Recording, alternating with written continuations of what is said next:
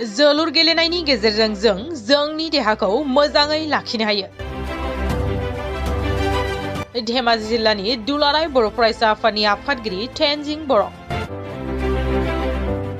खौसेथि आरो गोरोबलायनायनि नोजोरजों धेमाजि जिल्ला दुलाराय बर' फरायसा आफादनि बानजायनायाव धेमाजि जिल्ला दुलाराय बर' फरायसा आफादनि बेन्दोंआव थानाय मोनद' दखरा आफादफोरनि सेथि जोलुर बादायलायनाय हाबाफारिखौ एसबि बर' गोजौसिन गेजेरारि फरायसालि गेलेग्रा फोथाराव खुंफुंदों। दिनैनि खौसेथि आरो गोरोबलायनायनि नोजोरजों धेमाजि जिल्लानि दुलाराय बर' फरायसा आफादनि बानजायनायाव मोनद' दखरानि सेथि जोलुर बादायलायनाय हाबाफारिखौ बेखेवनानै होयो मिरु दुलाराय बर' फरायसा आफादनि नेहाथारि बड'सा ब्रह्म। हाबाफारियावनो बाहागो लायो धेमाजि जिल्लानि दुलाराय बर' फरायसा आफादनि आफादगिरि तेनजिं बर', गाहाय नेहाथारि उदांबि बड'सा।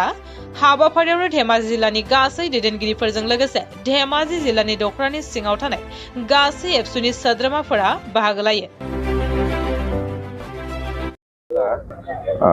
जोङो दिनै धेमाजि जिल्लानि सिङाव थानाय मोनद' दखरा बे मोनद' दखराफोरनि गेजेराव मोनसे जोलुर बादायलायनाय फ्रेन्डलि हिसाबै नोजोरा जाबाय जोंना खौसेथि आरो गोरोबलायनाय। जोंनि गेजेराव मदद होलायनाय खौसेथिया थानांगौ। बेखौ नोजोर बोनानै सेथि खेबनि थाखाय नैबे 2023 मायथाइयाव जोङो दिनैनिफ्राय थामहिनबा दिनै 25 अक्ट'बर बे अक्ट'बरनिफ्राय जोङो मोनफ्रोमबो दखराया बेवहाय बाहागो लागोन आरो बे बाहागो लानाय हिसाबै दिनै जागायजेननाय गेलेनाय बे जागायजेननाय गेलेनायाव सिलाफोथार दखरा आरो गगामुग दखरा मोननैजों गेलेदों।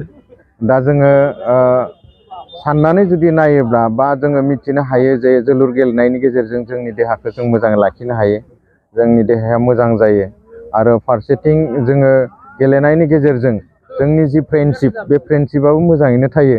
बेखौ नोजोर बोनानै धेमाजि जिल्ला दुलाराय बर' फरायसा आफादा नैबे जोंनि आन्चलिक एबसुफोरनि गेजेराव जोङो बादायलायनाय लादों आरो बे बादायलायनायाव बयबो बाहागो लादों आरो दिनै बे बादायलायनाय गेमखौ बेखेवगिरि हिसाबै जोङो मिरु दुलाराय बर' फरायसा आफादनि नेहाथारि मानगोनां बिथां जोंनि बड'सा ब्रह्म बिथां सारखौ जोङो मोनदों आरो बेवहाय बिथांखौ मोननानै जों गोजोननाय मोनदों। लोगोसे जोंनि धेमाजि जिल्ला दुलाराय बर' फरायसा आफादनि गासैबो दैदेनगिरिफ्रा दिनै फैनानै मदद होलायदों आरो जों जिल्ला आफाद हिसाबैबो मोनसे टिम गेलेगोन, बेवहाय बाहागो लागोन आरो बियो मोनसे जोंनि गेजेराव खौसेथि लाबोगोन आरो गोरोबलायनाय लाबोगोन। बेखौ मिजिंथिनानैनो जों दिनैनि बे बादायलायनायखौ जागायबाय आरो बे जोलुर बादायलायनायखौ जों लादों।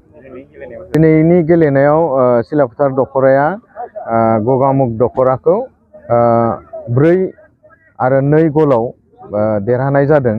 दा दिनै गल 2आव सिलाफोथार दखराया देरहादों।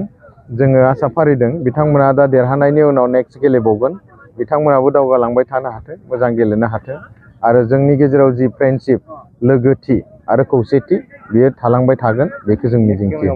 नेक्स्ट गेमाव सिमेन्ट सापरि दखरा आरो मिडिल जनाय दखरा, गेजेर जनाय दखरा बिथांमोननि गेजेराव गाबोन जागोन। बिथांमोनाबो मोजाङैनो गेलेगोन, बेखौ मिजिंथिबाय। धेमाजि जिल्लानि सिङाव थानाय गासै रायजो राजाफोरखौ जों दुलाराय बर' फरायसा आफाद धेमाजि जिल्ला हिसाबै बेखौनो फोरमायगोन जे जोङो गुबुन गुबुन बिथिङाव दुलाराय बर' फरायसा आफादा खामानि मावबाय थायो।